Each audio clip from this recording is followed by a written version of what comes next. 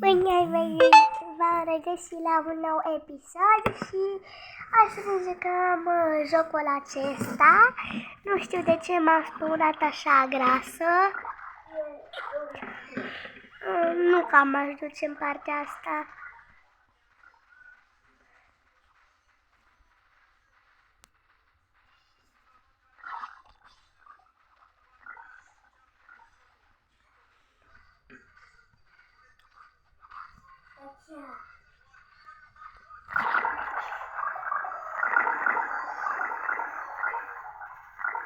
Eu sunt albă. Mă bucur că eu sunt albă și este frumos să fie albă. Nu vreau să fiu roșu pentru că este urât. Știți de ce? Pentru că roșu aduce tot răul. Știați?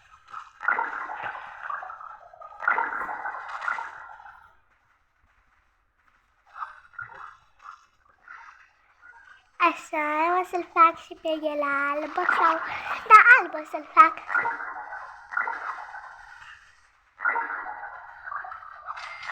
L-am mărit și l-a făcut albă.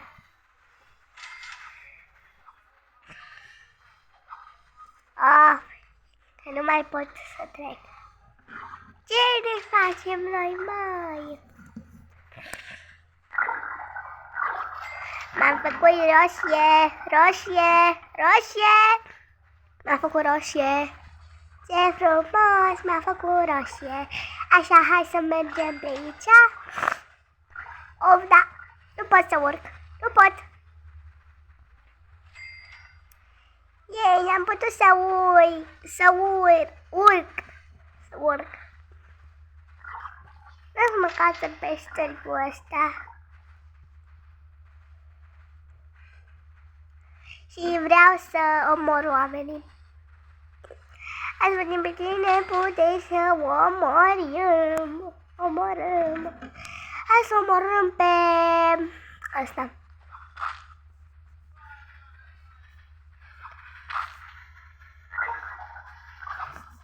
Nu pot.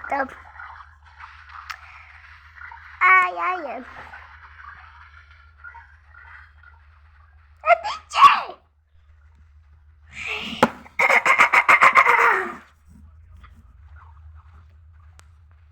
Eu? Acum o să încerc să-i omoară.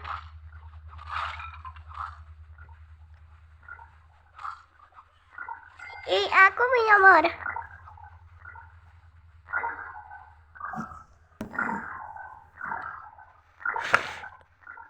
N-a mers bine. Oaf.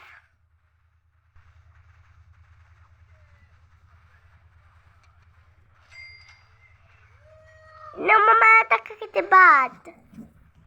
Da, dacă eu să închid episodul, să aveți zi frumoasă, vă pup!